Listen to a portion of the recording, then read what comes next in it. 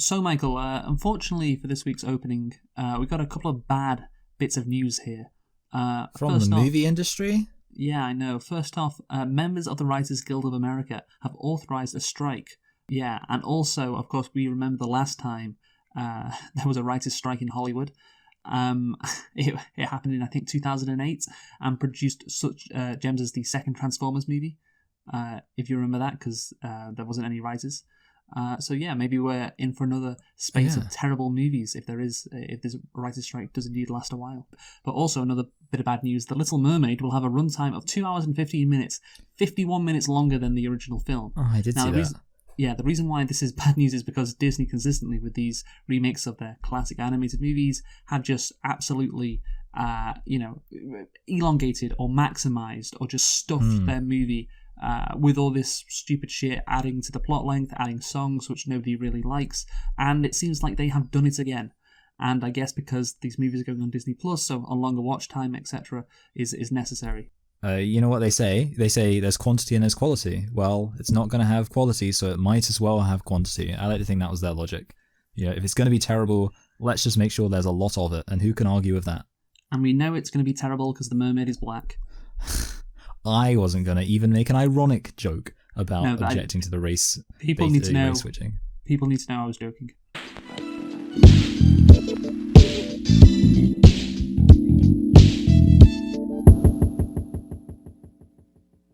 Hello and welcome to Select and Reflect, the movie review podcast where we look at films that have come out in the near and distant past. We give them a couple of watches and evaluate them beyond first impressions. I'm your host Michael, and I'm joined as always by my co-host Luke. And this week we are celebrating the 20-year anniversary of the release of the film Finding Nemo.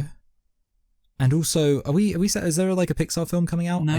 No, okay, we're just doing it because it's 20-year anniversary. But yes, it's 20-year anniversary of the film Finding Nemo, so that's obviously what we're going to be reviewing and talking about. So Luke, why don't you tell us a thing or two about Finding Nemo? Yes, Michael, there's a film called Elemental. I think that's a Pixar movie releasing later this year. Yes. But not right now or close to now. So anyway, Finding Nemo. It's its 20-year anniversary, like you say, because it's a 2003 American computer-animated comedy drama adventure film produced by Pixar for Walt Disney. The movie was directed by Andrew Stanton. Screenplay was by Andrew Stanton as well. The story was by Andrew Stanton. So he really was running this thing. It stars Albert Brooks, Ellen DeGeneres, Alexander Gold. Ellen DeGenerate. Great. William Dafoe and Jeffrey Rush as well. The movie was released on May the 30th, 2003 in the United States, so we're about a month away from its exact 20-year anniversary. And Michael, can you guess what the budget is for Finding Nemo, or what? Yes. The budget was $80 million. Oh, you're quite close, not too far. The actual budget was $94 million. Okay, yeah, I'm happy with that. I think that's a good guess. Anyway, Michael, can you tell me what the box office was for Finding Nemo? The box office was $400 million. Why did you pick that number? I don't know, I said it with confidence, I know. I guess I thought to myself, well, I feel like, this was back in the day where these films weren't making huge amounts of money, but also at this point, I think Pixar was doing quite well. I think this was post Monsters, Inc. This was like almost like the culmination of like their really good movie run in a way, or something like the really good movies of like my childhood that I associate with them. So I'm just thinking with that in mind, I think maybe I've possibly undershot it, but I'm just thinking it's still not like a big blockbuster, or it's still not like a franchise film or anything like that. And I feel like, even though it did become a franchise.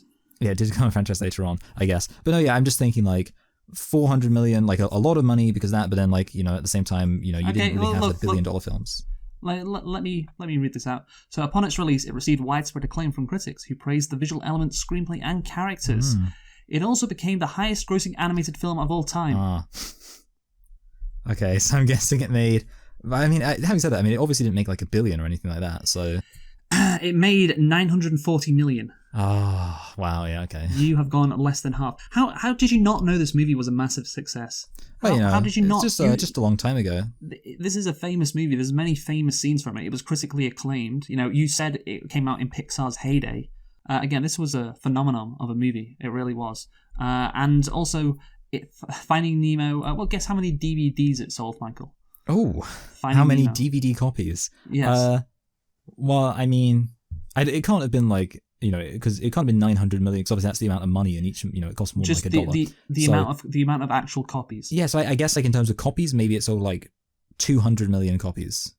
No. That's probably too many, isn't it? 40 million. 40 million, okay, yeah. 40 million copies, and what that made it was Finding Nemo was the best-selling DVD title of all time.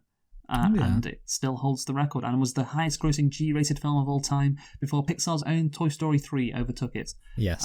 And it was re-released in 3D in 2012, and and then of course there was a Finding Dory sequel in 2016, and you're like, yeah, it wasn't that big. It's just like, but yeah, there's a sequel released 13 years later, came out in 3D almost 10 years later. I didn't know about the 3D release, to be honest. Highest amount of DVDs sold of all time for any movie ever. Yeah. That's the thing. It did come out in terms of DVDs, of course. Movies aren't released on DVD nowadays, but that was peak. That was peak like DVD. I remember. Yeah, I was thinking that. Yeah, like 2003. Yeah, when I was growing up, like the VHS, we still had VHSs, but they were going out of fashion, and DVDs were the new cool thing. And this was right around the time that they. When I was growing up, it was like I was the exact age where I was like frustrated with the fact that I owned lots of old VHS stuff, but I also had some new DVD stuff, so I was like very aware of the difference between the two forms of media and how much more annoying VHS was. Like, I had like some of my films, like little kids films or whatever, could be like, just put them in, just select a button and boom. And the other one, you had to like do the whole rewind it back to the beginning, all of that rigmarole. Yeah, great. Frustrating times. You know what's frustrating you? Blabbing on, Michael. How about that? About fucking VHS tapes. But no, this movie was an incredible phenomenon. Again, I will repeat that again for you. An incredible phenomenon. Yeah, and again, it came out right at the correct time for DVD sales. Maybe the zenith of use that word again. Maybe, or it was like the culmination, I think. Is a better way to put it, of like Pixar's efforts. It maybe not their best movie, but in terms of them building their reputation, and eventually they create a movie which is, again, as it says on Wikipedia, it was cited as funny to both young moviegoers and their parents. Just like nailing everything really in every aspect. And this is what you get. So, Finding Nemo, Michael, did you like this movie? I hated it. No, not really. No, I really do like this movie. The thing about this movie is it's very plotty in like a good way, where it's kind of like, obviously with the Pixar stuff, I feel like they're often, you have like the concept, and I don't know, it's almost like this film, it's like an adventure. And I feel like a lot of the other Pixar things, it's more like, because you think about like Monsters Inc. and things like that, it's like kind of just their life or whatever. It's just like the regular day-to-day life. Whereas this film is like an adventure, and they like go exploring. And I feel like this film did a really good job at kind of showing, like almost exploiting every single aspect of how the ocean could be part of like this adventure. Yeah, I put they maximized what they had. All the concepts they can think of with jellyfish or sharks, like they maximized it. They got the most out of it. Yeah, I think that's good. Like, good way of putting it. Every few minutes there's this new concept that is thrown up, and every single time it's really funny, or it's dangerous and exciting. It's interesting. You say the film is very plotty. I don't really think it's like plotty necessarily, because it's quite simple. It's just that's why I think when I think plot, like what actually happens. Well, this clownfish is trying to rescue his son, and Nemo is trying to escape from the tank, and it's just all the shit that happens to them along the way. But I guess when you say plotty, it's like for me, I guess like what I mean is it's like adventure-y, rather than, so it's not so much like about, it's kind of, because obviously there is like the character arc element of it, but like it's not, it's kind of like the character arc is very interwoven with the adventures of the characters. Yeah, I think that's true. Anyway, so let's get into this movie, Michael. How many nitpicks or litpicks do you have? I've got 2 nitpicks. Okay, I've got a litpick, so you go first. Yeah, to be fair, my first nitpick, it sort of isn't a nitpick. It's basically just that I completely forgot I'd already watched Finding Dory, because I was watching this film and I was like, oh, like obviously Finding Dory came out. Maybe I should watch that, just to broaden my frame of kind of cultural reference for talking about this film. And then it took me a few minutes to remember, oh wait, I have seen Finding Dory, so that's not a good sign. But also, and I blame Finding Dory for that. I don't know if you've seen it, but it's not a very good movie. So, are you saying you're like Dory and have a bad memory? Yeah, I know. Well, that's the irony. Yeah, I like that. So maybe it should be a lit pick for the irony. And this is the next one, and I don't know. Like, I'm not sure how much of a nitpick this is. Basically, when they're in the jellyfish thing, like Dory very obviously is kind of keeping with Marlin until basically he's almost out of the jellyfish thing, but then he loses her and he goes back like way further than he went in. Like, and I think I've always noticed that. Like, they're kind of right next to each other, and then okay. So that's pretty minor, but yeah.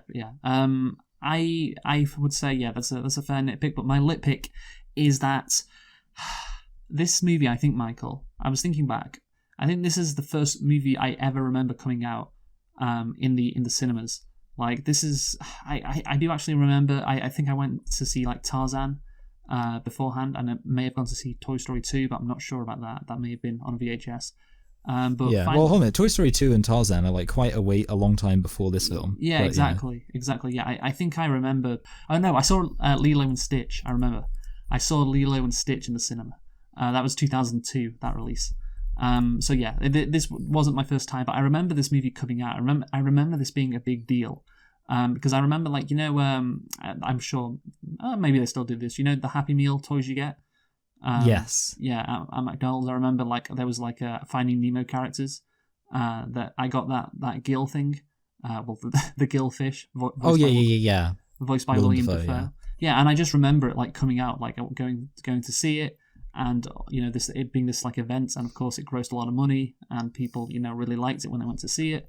And people in my class when I was at school went to see it as well. And it's like, oh yeah, I just remember this movie coming out, and this was the first time I properly remember like a movie coming out, and all the fanfare that came with it. That's interesting, because I distinctly remember that when I was a kid, for some reason, my sister went to Bristol with all of like the women in our family, and I don't know why this happened, but for some reason, when this film came out, my extended family just decided to do a random gendered split holiday where all of the women went to Bristol and all of the dudes were just at my house.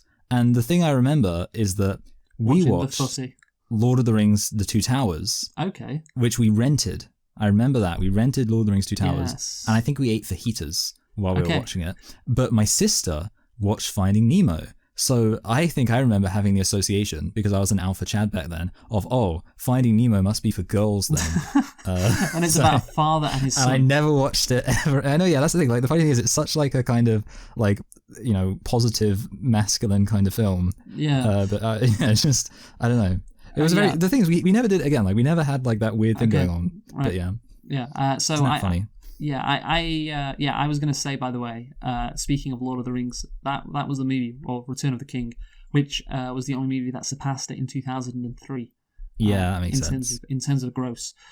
So, Michael, let's get into the plot of Finding Nemo. So, I'm sure everybody knows, but whatever, let's go through it. So, Nemo, an adventurous young clownfish, is unexpectedly taken from his Great Barrier Reef home to a dentist office aquarium. It's up to his worrisome father, Marlin, and a friend but forgetful fish, Dory, to bring Nemo home, meeting vegetarian sharks, surfer dude turtles, hypnotic jellyfish, hungry seagulls, and more along the way.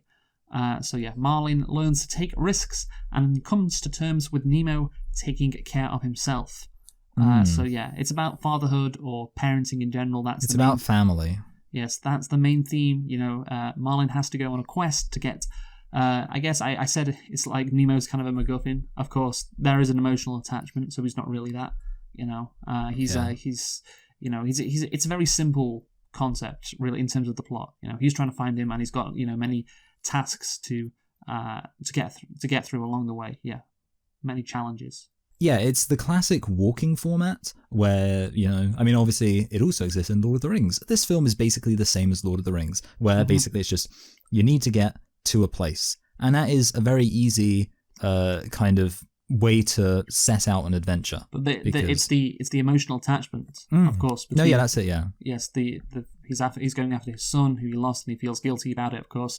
That is, the plot is relatively simple in that regard. But also, of course, you have this, fish world Speaking of, Pixar, and they have these worlds which they create, of course. They give these worlds all these things, human characteristics. They give it to like animals. Or yes, which Family Guy famously mocked with their sweaters, the movie.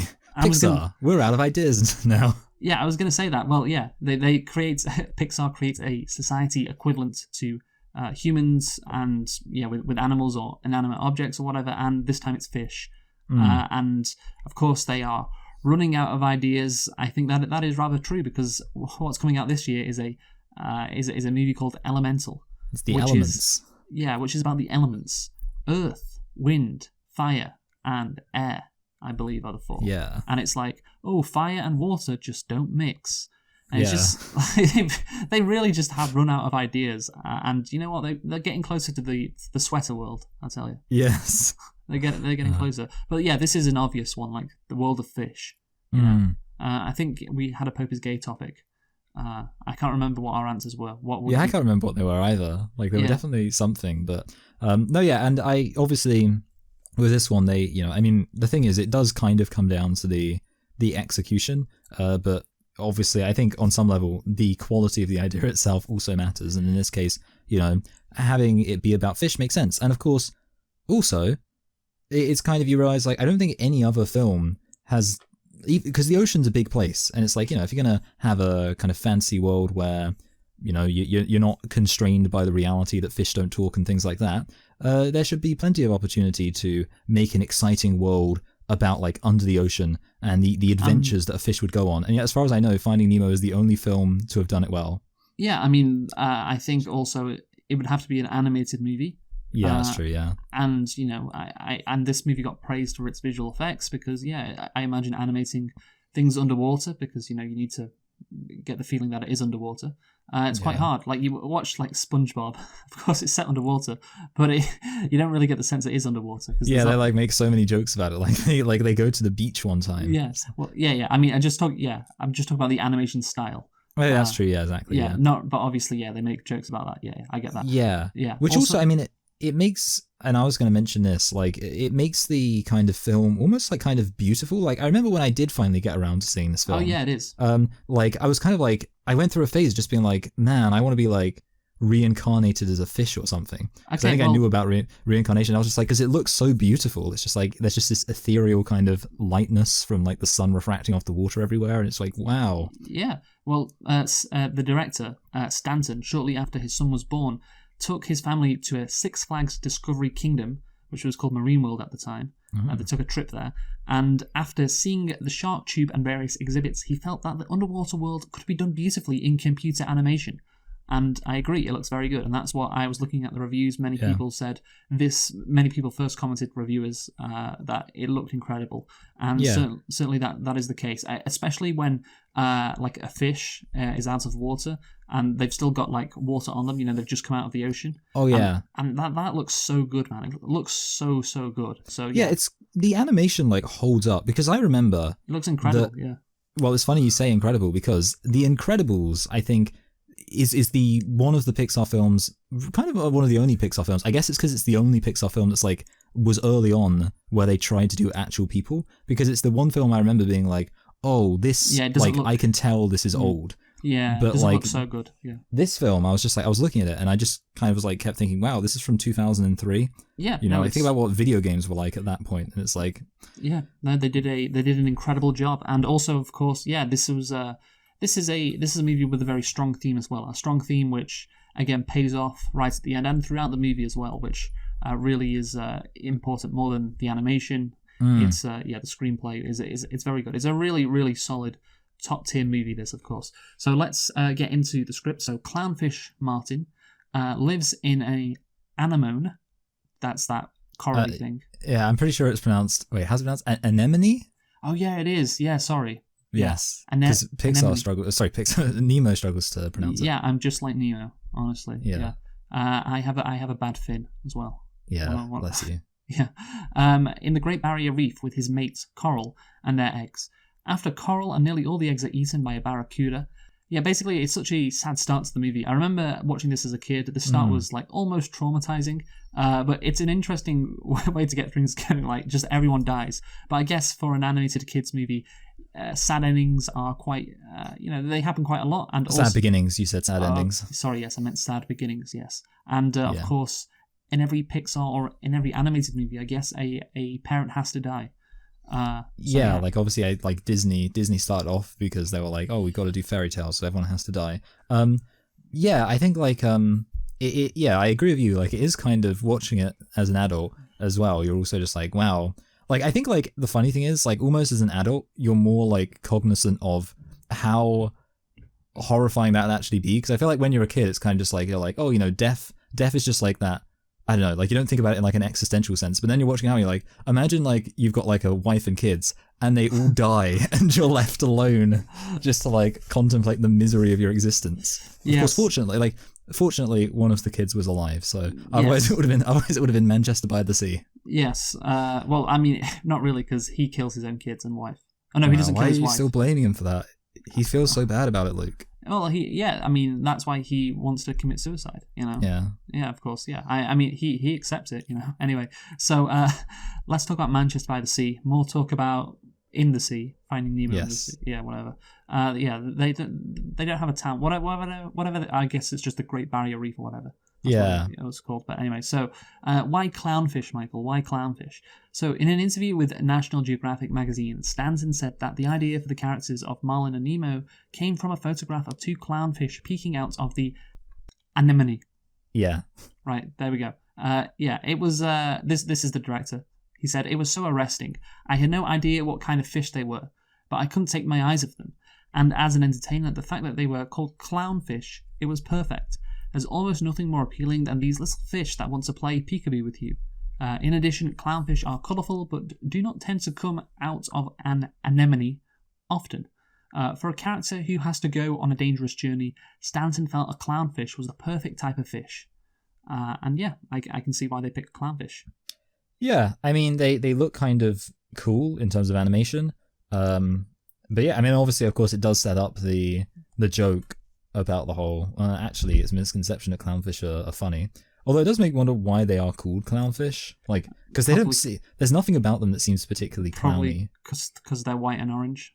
So but are clowns white and orange? Well, yeah, they've got the white faces and like maybe an orange hair or a orange get-up in general. I suppose so. Of course, the whole thing, like, everyone likes to point this out. I mean, this could have been a nitpick, but who cares? The whole thing about like clownfish, if the woman dies, then the male becomes a female. Oh, yes. Yeah, so like everyone's like, oh, technically speaking, Marlin should have become a female. Yes. But we don't.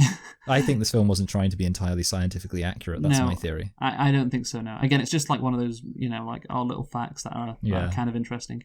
Anyway, so Marlin becomes overprotective of his son Nemo, born of one remaining egg. While Marlin talks to Nemo's teacher on the latter's first day of school, Nemo approaches a speedboat where a pair of scuba divers capture him. So the movie's theme, of course, is you can't really be an overprotective parent. You've got to make sure you give your kids freedom, because also they might rebel and do something stupid like touch a speedboat, or maybe, get addicted to heroin. I mean, you could say, I wonder if this is an interesting way of phrasing it, that Marlin wants Nemo to be safe, but he needs to realize that you can't control everything, and you just have to accept that an element of risk is intrinsic to living life. I think that is, of course, you did the want versus need thing. Yes. But obviously that's a staple of Pixar movies, but in general, like, the theme is good. I don't think Pixar tapped into this theme before, unless I'm forgetting something. So the director Alan Stanton in 1997, he took his son for a walk in the park, but realized that he was overprotecting him and lost an opportunity to have a father-son experience that day. I don't know what that could have been, but I was assuming. I'm not surprised to hear that like the director like has kids and like was thinking about that, because that I was thinking like, this probably comes from like a personal place of like a dad who's realized that this is something he does. Yeah, and of course he was also the one who came up with the idea of an underwater movie. Alan Stanton just knows what he's doing. This movie was all him. I will say, there is an element of watching this movie and all the all the things that go wrong with Martin, or all the terrors and that he has to face, all the trials and tribulations. You could say, well, Martin is kind of right about how dangerous the ocean is. Yeah. To be fair, like, it's worth noting, like, actually, being a fish is way less safe than being a human being. Oh, like, yeah. as a fish, you actually are quite likely to get eaten one way or the other. As a most, human being, you're quite unlikely to be eaten. Yes, most definitely. Yes, it is much worse if you are a fish compared to a human child. If you're a fish child, whatever they're called, I'm not surprised that Marlin is being overprotective, because you could get eaten by any number of predators, or you could get captured by humans, or you could walk into a landmine, or swim into a landmine. Yes. Sorry, of course, because they don't walk, they swim. That's what fish do. But yeah, so it's an interesting theme. I think it's a good theme. Of course, we're just jokingly poking a hole in it. But yeah, so Marlin pursues the boat in vain that has captured his son, and meets Dory, a blue tang. That's an interesting name for a fish, with acute short memory loss, who offers her help. There we go. So you have to have a comic relief character in these movies, of course. And I guess Dory is fine. She provides a lot of levity, because there is a lot of, like, I guess, scary scenes, and just having Dory just not react in a way you would expect definitely helps. And I guess this is why it's a kids movie.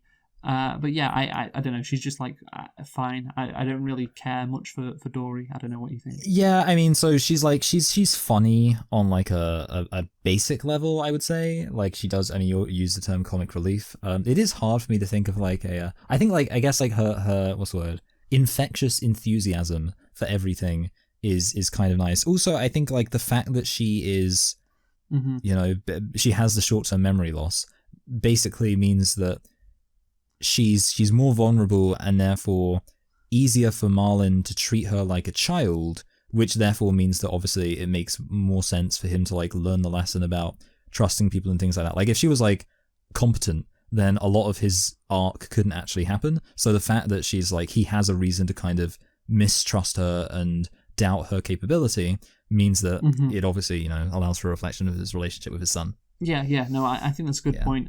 Just in terms of adding a character, I do wonder, because, of course, Marlin's kind of a cynical kind of character. He's very downbeat and he's very serious. So I guess the writers were like, well, we need to pair this guy up with someone who's the exact opposite.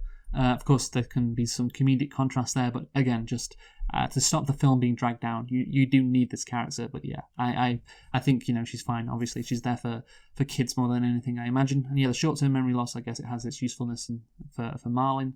And yeah, I guess it can also provide some comedic moments. Of course, Dory is voiced by Ellen DeGeneres, yes, who is a horrible person. Yeah, I was thinking that. So maybe Dory shouldn't be in the movie then.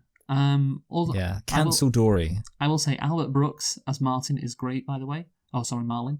I can't imagine another voice for this character. I think it's a perfect voice that Albert Brooks does. It just fits so well. You agree? Yes.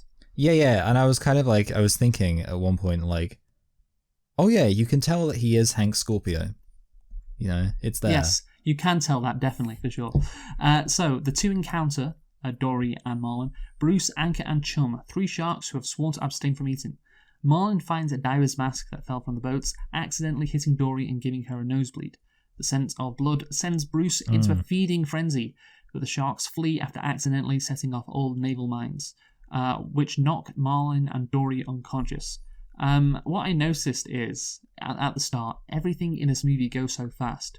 So we lose Nemo, meet Dory, and then Bruce in like a 5-minute period. I guess there's no point in wasting time, but that surprised me watching it back, because it's a while since I've seen it. I was like, oh shit, because I know there's the shark in there. I know we have to meet Dory, and it's like they lose Nemo, and then they find Dory, and then they meet Bruce, all in like a 5-minute period. It's quite crazy.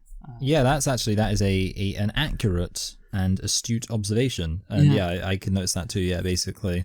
It really does go very quick. Yeah, I guess little kids have a short attention span.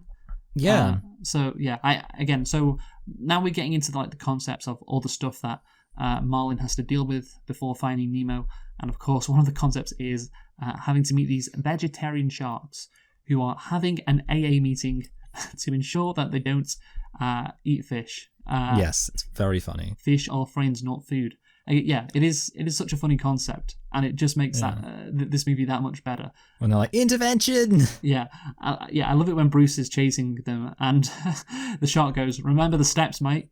Yeah, don't fall off the wagon. In an Australian voice again. Whoever thought of that? Well done. Very funny concept. You're an inspiration, Bruce. Yeah, no, yeah, I agree. It is like it's a good idea, and it's obviously it's funny.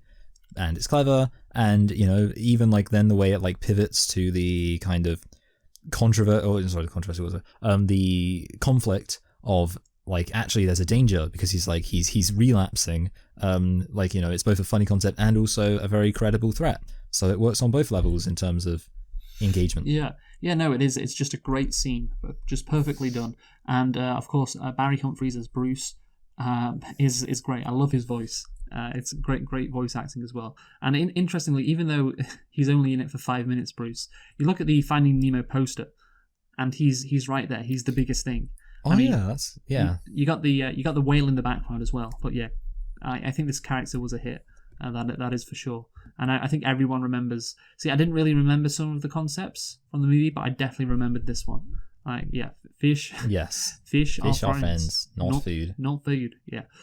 So Nemo is placed in an aquarium in the office of dentist Philip Sherman in Sydney. He meets the Tank Gang, led by Gil, a Moorish idol. I guess that's the name of a fish. Oh. Yeah, that's weird. The Tank Gang tell Nemo that he is to be given to Sherman's niece Darla, who killed her previous fish. The inspiration for Finding Nemo sprang from multiple experiences, going back to Stanton's childhood, when he loved going to the dentist to see the fish tank. Like, this guy loves fish. Assuming that the fish were from the ocean and wanted to go home. Also, to ensure that the movements of the fish in the film were believable, the animators took a crash course in fish biology and oceanography. But yeah, I guess you have the Darla character. I think the scenes in the dentist office are fun, and yeah, I like the concept of all these fish trying to get back out into the ocean. But yeah, the character of Darla is crucial because there's a good reason why Nemo has to be rescued. Because it could just be like, oh, he's just trapped in there, but he needs to get out because of this Darla character, and of course it's comedic that it's this 8-year-old girl who kills fish. He is I just like that idea in general. No, yeah, I like it too because it's like she's not like a villain. Like, it's kind of interesting actually because this film does, and a lot of Pixar films don't. Is that true? Well, I don't know, but this film doesn't really have like a villain. Like, there's no like character in the film who's like consciously malicious. Like, obviously there's, in a way, like it's almost like every single character who's like dangerous is kind of like a force of nature. Because like Darla, I mean, obviously she's a threat, but it's mostly because she's like a dumb kid who doesn't know how to take care of animals. She's not like consciously choosing to be evil. She's not Sid from Toy Story, and like that's kind of like something I often I'd argue appreciate. She's probably worse because Sid doesn't know the toys are alive. That's a good point, actually. So there you go. Yeah. Okay, that's fine. To be fair though, also toys are more. Toys are harder to kill. You can't just shake a bag of toys and kill them. That is true. So, yes, they appear to be immortal. So basically, you can't blame Darla for killing fish when they're just so damn easy to kill. Good point. Right, yeah. Also, the fact that this movie is set in Australia, I think just makes it more memorable. Of course, it makes sense because of the Great Barrier Reef. So yeah, that's why it's set there. But yeah, the address is burned into my memory, which is of course. Let's see if I can remember it. I was going to ask you because they say it, particularly Dory says it so many times, and it's an iconic address. Yeah. There's only one thing that I'm wondering about. And literally it's the first number. So I think this is what I think it is. 42 Wallaby Way, Sydney. Yeah, there you go. Okay, I was wondering if it was 22. Okay. It's just shocking that you have to add any caveat at all. Yeah, it's like it's the famous address in the movie you just watched. People would know it if they've ever seen the movie. Maybe if they hadn't seen it for a while, perhaps. But yeah, of course, 42 Wallaby Way, Sydney. And I never realised as a kid it's like Wallaby Way. Like it's a joke about Australians and wallabies. I just thought that was a legitimate address. No, yeah. Whereas it's like obviously like it's like Kangaroo Corner. Yeah, Kangaroo Way. Yeah. So Gil decides to help Nemo and devises an escape plan. Nemo can fit inside the aquarium's filter tube and must block it with a pebble, obliging Sherman to put the fish into plastic bags while he cleans the tank, and allow them to roll out the window and into the harbour. Nemo attempts to place the pebble, but fails and is almost killed.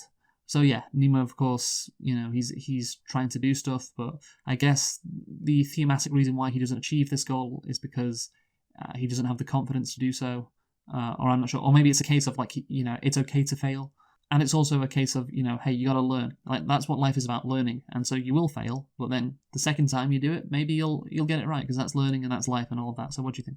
Yeah, I think the one thing I was thinking is maybe it's kind of like there's a contrast because obviously Marlin is like saying that Nemo can't do anything and trying to like restrict his ability to do anything remotely dangerous, whereas obviously Gil is pushing Nemo to do stuff that like is actually dangerous. So it's kind of like you get that kind of contrast of obviously don't push yourself, be aware of like the actual kind of dangers.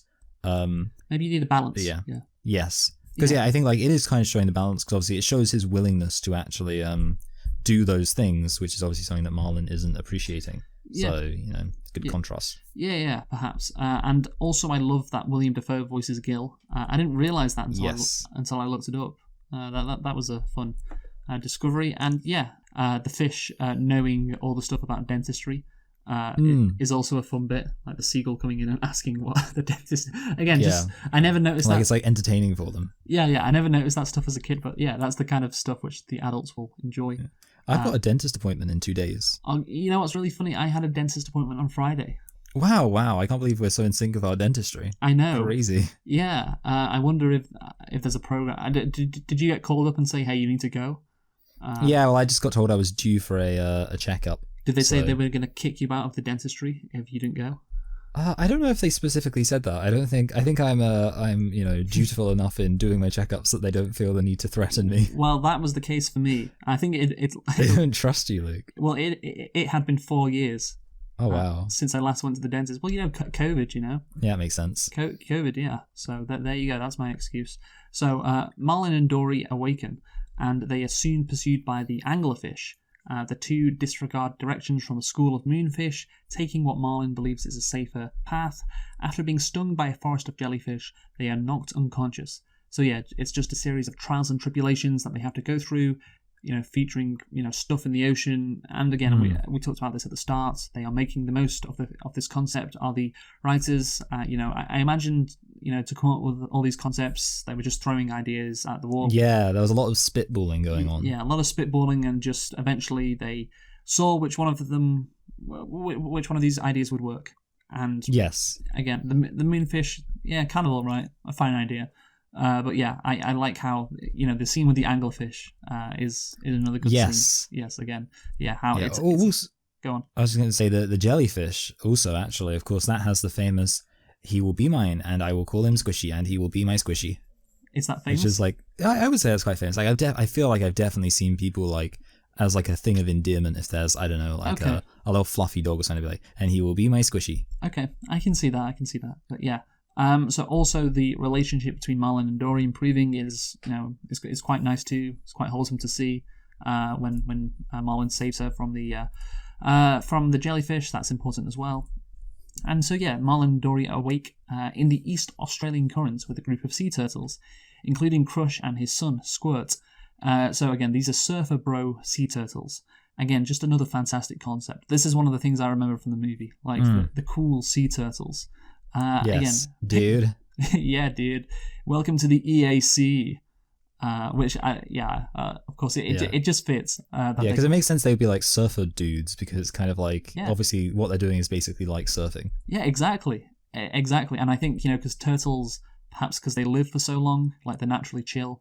They've seen that makes sense. Yeah, they've seen it all before. Again, these are the conversations that were going on 21 years ago. And obviously, thematically, them being chill works because, of course, you get the scene of like Squirt, and it's like, chill, dude. Let's see how Squirt handles things. Yeah, exactly. Which is obviously very different from Marlin's neuroses. Yes, Marlin learns he has to chill, and he has to acknowledge that kids have to be independent, and it's kind of like a leap of faith. I think that's what. That he doesn't say those words, does the sea turtle? What's he called? Crush, that's it. But he does say something similar. Yeah. He's like, you don't know until they know, so you don't know. Yeah, that's it. Yeah. Yeah. And yeah, it's, of course, it's the same kind of message like what Dory says when they're in the whale later on. Yes. Yeah. But yeah, again, you got the theme in there, and you got a very funny concept as well. And I just do want to make, what is your fave concept from all these like sea animals interacting with Marlin and Dory? Is it the sharks? Is it the turtles? What is it? I said, and I don't know if this one, we haven't mentioned it yet, but I actually really like the seagulls who go, like, they go, mine, because it's like what seagulls do. And like, I guess within the context of that, like specifically the bit where like, and again, yeah, this is obviously, but when they're on the harbor and suddenly all of the seagulls like looking at them, and I find it really funny because they're like kind of threatening, but they're also like incredibly like goofy with the whole mine thing. You're right, we haven't actually mentioned some of those concepts. But yeah, I think that's maybe my favorite. I mean, obviously they're all so good, but I just like that really sticks out. And I also like that flying element. I like that character, the pelican, I guess he is. Yes. So the story, well, speaking of the pelican, the story of Marlin's quest is relayed across the ocean to Sydney, where a pelican named Nigel, again, that's a great name for an Australian. Nigel. It is, yeah. Nigel and Bruce. There's no one called Sheila, though, which is crazy. Well, Bruce calls Dory Sheila. And do Australians actually call their kids Sheila? Or is it just like a name? Only if they have no self-awareness. It's just a name for like a female, like, I don't know, like a broad, but like a more polite term, I guess. Oh, yeah, no, you know what, you're right, actually. Sorry, yeah, that makes sense. So I just looked up, Sheila is a girl or woman, and it's slang. And okay, yeah, that makes sense. Yeah, I guess. I just thought it was a common name, but... No, I didn't think so. Yeah, it's like a lass, I guess, in the UK. Yeah, apparently it was originally used to refer to a woman of Irish origin. Okay, that's interesting. So, I can imagine a woman from Ireland being called Sheila. Fucking Sheila. Hey, my name's Sheila. Okay, so yes, Nemo then succeeds in blocking the filter, and soon the aquarium is covered in green algae. Yeah, it's such a great idea to have, this story spread across the ocean, because I guess it would. That could happen, like, oh, what an amazing tale, and it would come to the seagull called Nigel, and then he of course would tell Nemo, and then Nemo gets the confidence, because he knows that his dad is coming to save him from across the ocean, and so when Nigel tells him about it, his eyes light up. And you have this emotional build-up which has been happening, and you can see him being so happy that he knows his dad is coming for him, and that makes that moment worth it. I like the way the story spread. I think like there's also an aspect of when a story is good and you see characters within the story acknowledge that the story is good, it reinforces that sense, because like you're invested in the Marlin story, but then when you also see all these other characters being like, oh, let me tell you about all these things that happen and blah blah blah, and it's so exciting because it's exciting. You're like, yes, it is, and it makes you more hype. Yeah, absolutely. Yeah, no, it does. It increases the hype. It increases the hype, and it increases the enjoyment of seeing them when they finally do meet together. Because you think it's an incredible journey, and everyone else does. It's like, it does increase the hype. You're right. So Marlin and Dory exit the EAC and are consumed by a blue whale, which expels them through its blowhole in Sydney Harbour. I do actually wonder, like, I imagine if people's knowledge of the EAC just went, like, everyone knew through the roof. Yeah, everyone knew about the East Australian current after this movie. Well, everyone, I think, probably already knew about Sydney, because, it had hosted the Olympic Games, I think, 3 years beforehand. Oh, yeah. Maybe that's the reason as well why it was set in Sydney, because of the Olympic Games. Okay, Marlin and Dory, they get very lucky with the whale, of course, blowing them right into Sydney Harbour. And they also get lucky with the sea turtles, putting them exactly where they need to be, which is, of course, the EAC. And you could say maybe that's a nitpick, right? But maybe it's an example of, hey, just having faith, just going for it. It's a nitpick that can be defended because of the general theme of the movie. You gotta in life, you gotta take risks sometimes, and sometimes they will pay off. Maybe that's it. Yeah, I mean, it is possible. I will say regarding the whale, I don't think that there's any reason why it wouldn't be possible that the whale knew to take them to Sydney, because like maybe he'd heard the story. I mean, obviously I know he speaks whale. Why do you assume male is a he? That's a good point. I have no idea. I don't know. In my head, I almost imagine that blue whales would have a lot of sexual dimorphism and that the females and males would look very different, but who knows, actually. Anyway, yeah, you're right. No, I was just being a massive sexist there. For all I know, maybe man. Yeah. Come on, man. I mean, the thing is, the whale doesn't speak to them, and look, it's a stupid fucking... I imagine the whale would have a hard time seeing these little fish. And, not like... yeah, I don't know. Maybe that's what the writers were going for, but I don't think they were. No, yeah, but obviously, I mean, yeah. Having said that, your idea of like going with the flow works. I mean, also it's worth noting. I think a lot of Eastern, I guess, philosophies, but probably a lot of philosophies in general that deal with that idea of like going with the flow and just like often use like water as an analogy. Like I'm sure, like I've seen like when people talk about like Tai Chi and those kind of relaxing sort of forms of meditation, they'll be like, just be like the water, imagine the flow of the water and the currents and all that kind of stuff. And it's like an analogy which obviously just describes kind of the natural forces that go along at their own pace. And like there's a lot of ways that water in itself is kind of representative of a lot of kind of Zen mentalities, which obviously you see it would make sense with the idea of like you trust the ocean and everything will work out. Yeah, no, I think that's true. And yeah, in The Whale, of course, Dory is saying, it's time to let go to Marlin. Just get it, Yes. Yeah, and obviously there's another line where Marlin says, "I'm going to make sure nothing happens to him."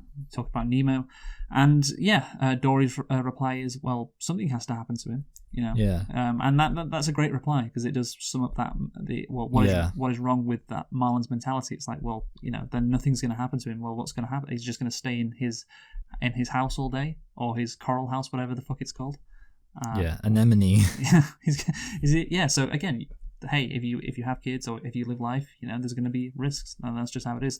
So yes, sometimes you gotta let go and just go for it. It's like in a Red Dwarf when Lister finds out that his son is going to die in his at a very young age, and he's like, well, that's life, isn't it? You live and then you die, and the bit in between, that's life, and that's where the fun happens. Good point. So Lister. Yeah, Nigel helps them escape a flock of seagulls. I love how Wikipedia quotes them. Quotes what they're called in the movie, which is rats with wings. They put that in brackets in Wikipedia. So, a flock of seagulls, brackets, rats with wings, and takes them to the dentist's office. Again, another iconic bit with the seagulls going, mine, mine, mine. Again, whoever came up with that, bravo. Like, it's because it's not as, I guess, intuitively funny as like sharks who are vegetarian, or like sea turtles who are like chill and surfer like bros. Like that maybe it's an easier place to get to, but I don't know, like seagulls just going mine, mine, mine. Yeah, I think it's very relatable for anybody who's ever had their food stolen by seagulls. Yeah, because you get that sense. Like I was eating a delicious sandwich on the beach. Seagull just came right by, just stole it. I was like, how are you going to steal my sandwich? And I just imagine the seagull like coming past like mine. Yeah. Well, no, that's the thing. It fits so perfectly with them going mine. And just like I don't know how you would get to that place. It's not as easy to get to, I think. But yeah, again, it's great. And obviously, then we have the scene in the dentist office when Sherman has foiled the tank gang with a new high-tech filter. So when Darla arrives, Nemo plays dead, and Nigel terrifies Darla, throwing the office into chaos.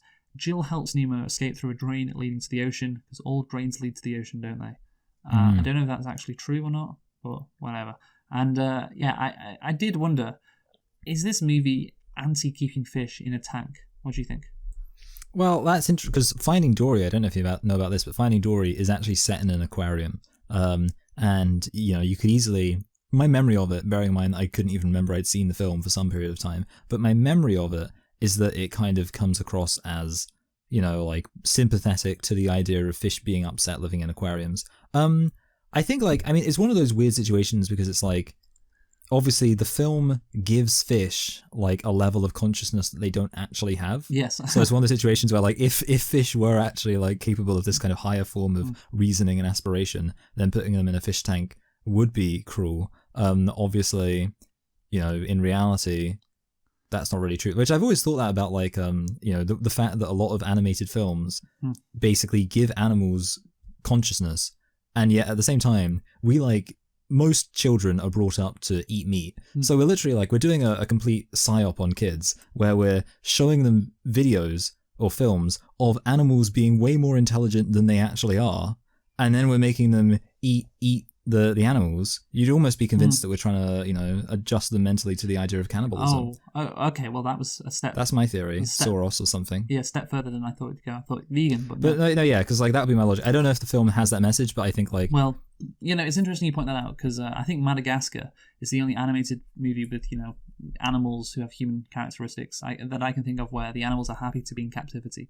Maybe that's a good point. Yeah. Yeah, maybe I'm missing something else. But well, in Dumbo, it's a bit because in Dumbo they're like I think they are kind of happy, but then like they're happy until they're being actively abused. Like that's the rule in Dumbo. So the rule in Dumbo is animals are fine being in captivity as long as you don't actively abuse them. Yeah, I think I criticised Dumbo. It was like, okay, so they're still in captivity, then they don't get to escape, which is what happened at the with the Disney. The new Disney version of Dumbo, the remake, the live action one. Yeah, I didn't really know if this movie is anti keeping fish in a tank or in captivity. So interestingly, there's this bit on Wikipedia. So the film's use of clownfish prompted mass purchase of the fish breed as pets in the United States. That's ironic. Of course, it was the United States. Yeah, again, it is ironic. Even though the story portrayed the use of fish as pets negatively and suggested that saltwater aquariums are notably tricky and expensive to maintain. The demand for clownfish was supplied by large-scale harvesting of tropical fish in regions like Vanuatu.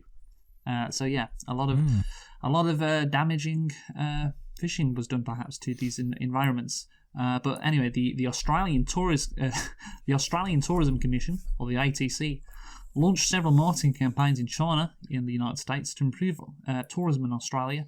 Many of them utilising Finding Nemo clips. So. The Australian Tourism Commission got a bit out of it, but in general, it doesn't seem like this movie was good for the preservation of clownfish or fish in general. Yeah. Also, it's kind of cringe when, for your tourism, you're having to talk about something which really technically isn't even in your country. It's off the coast of it. It's like, come to Australia. There's nothing worth doing actually in the country, but just outside of it. That's where the magic happens. Well, to be fair, I mean, I think. I get your point, but the Great Barrier Reef, it's pretty close by. Yeah, and it is literally the only way you can get to it is via Australia.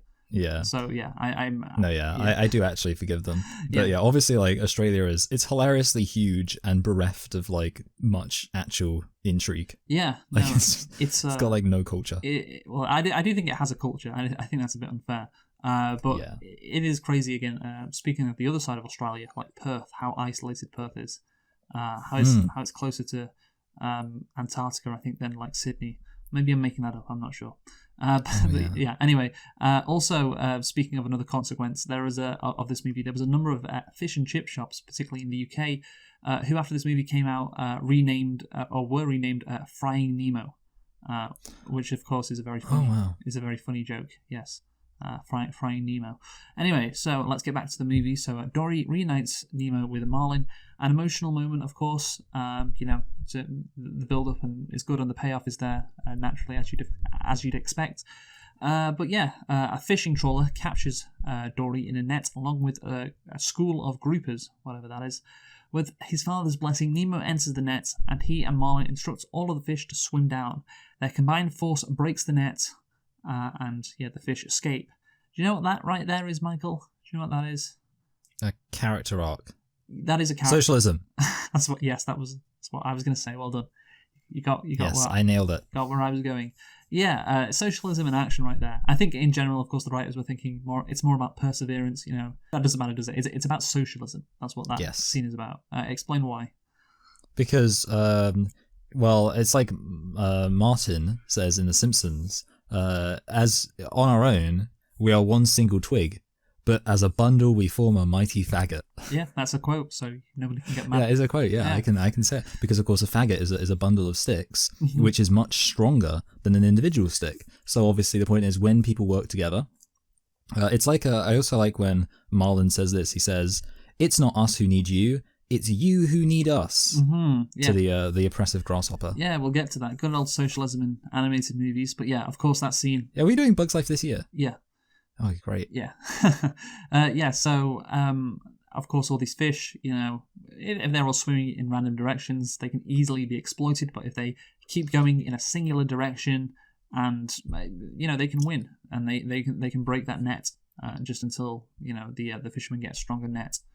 But yeah, Yes. yeah, good stuff there. But obviously, it's not about socialism. That scene, it's about it's about tying up the theme. Tying up, as you say, Michael, the character arc with Marlin's now trusting Nemo.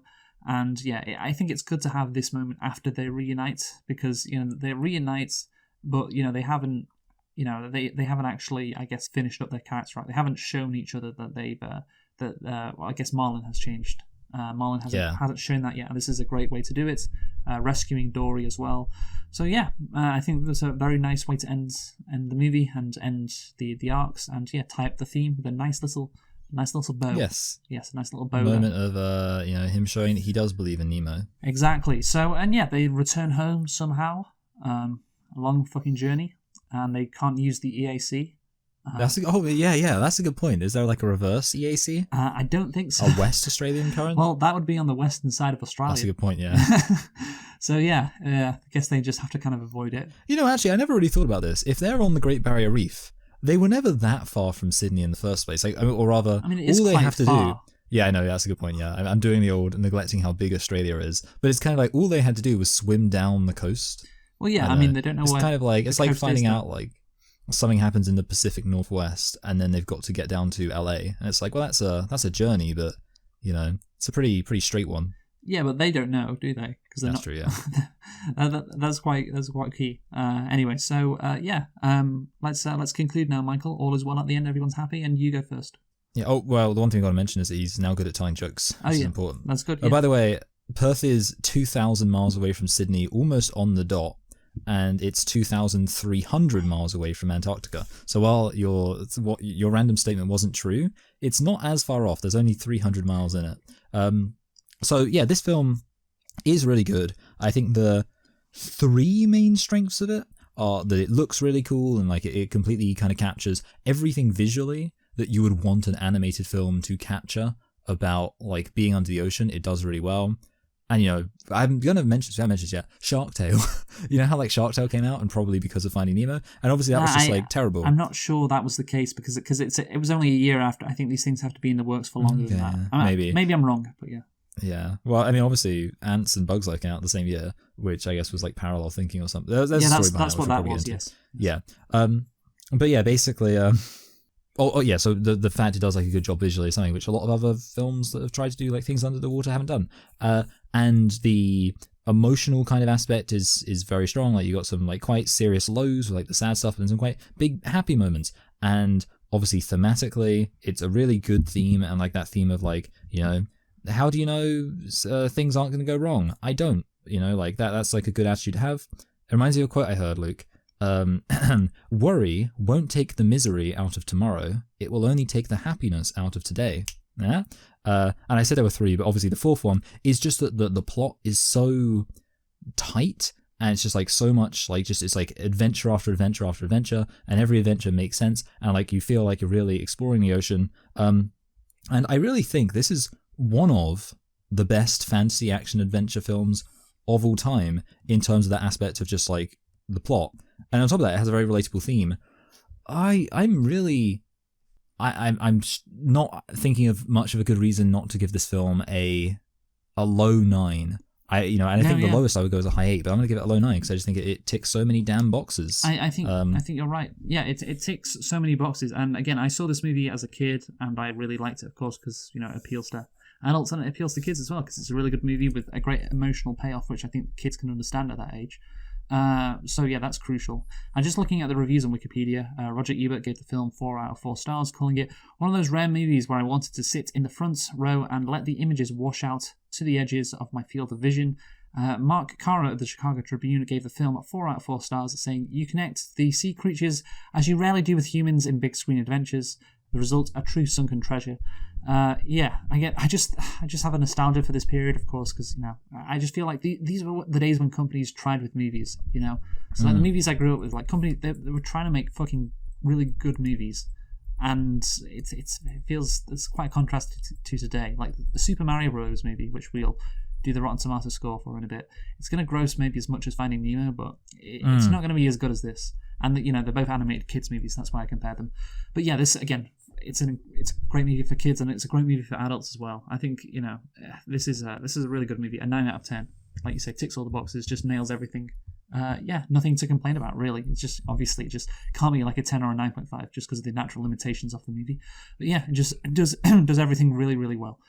So Michael, we're going to do the Rotten Tomatoes score for the Super Mario Bros. Movie, like I just said. Yeah, I think I saw it at one point, and I think there was one. Wait, did you go 55 and I went 60? That is correct, Michael. Yeah, I think there was one point I did check. And, I won't feel too cheated as this has now changed. But at one point, I think it was 58. So there was one in it for me. Mm. But yeah, what is it now? Well, it is also it's 58 still. Oh, awesome! Yeah, awesome. So one in it for me. Yeah, so that means you of course score 2 because you were 2 away. The higher score is worse, and I score 3 because I was 3 away, which means your total score now, Michael, is at 22, and my total score right now is 25. So yeah, you are keeping a slight lead. And it's incredible, like, of all the possible Rotten Tomatoes scores, it was almost exactly in between our two guesses. I know, yeah, it's crazy. Yeah, so we and when I saw it, I was surprised, and I was like, well, that's fun. Yeah, I know. Well, that's the thing, we've watched so many movies, we kind of know where things are going to be. It's like, yeah, this is probably going to be, like, almost non-rotten, but probably rotten. That was my thinking, kind of the same thing. Yeah. Although what was interesting about this, and I didn't know this was going to happen, is like I didn't really anticipate like the culture war aspect about it. Like this has become like one of those movies, like The Lost Jedi, where it's like people are I don't know angry like about why though. Why has the right wing embraced this movie? Is it just because it's done well, or is there just like any other reason why they've done that? Yeah, I think like the only I saw somebody like make a point about like how obviously Chris Pratt was. Oh, is it because briefly like because he was like a Christian, he went to like church, and like there was a controversy around that. But that's like a very tenuous kind of. I know it's like there has to be something in it. That's the thing. When I saw the trailers for this movie, it was Princess Peach being a girl boss, and I imagine if the movie had failed, well, that's what these right wing guys were criticizing it for. If the movie had failed, that's what they would have said. But whatever, who cares? Anyway, what are we doing next week, Michael? Next week we are doing. Daredevil, a different. Well, no, it's kind of similar because obviously, Finding Nemo, he dares to go out there and explore. Mm-hmm. It's all about kind of learning to take risks, and of course, what does Daredevil do? He takes risks. Takes risks. Yes. So join us next week for Daredevil, and we will be doing that movie because of the upcoming release of the Volume 3 of Guardians of the Galaxy. And yes, Daredevil's 20-year anniversary, and the Netflix show is coming back, like Daredevil Reborn. It's going to be on Disney Plus though. Good. So yeah, that'll be interesting. We've been selecting and reflecting on Finding Nemo. You're right. One of the best animated, one of the best fantasy action movies of all time. I think that's pretty damn fair. And yeah, join us next week for something that it's not animated, but it is kind of a fantasy action movie. But I wouldn't say it's one of the best. One of the best of all time. Daredevil. So yeah, who have you been, Michael? I've been Michael. I've been Luke. Thanks for listening, and goodbye. Goodbye.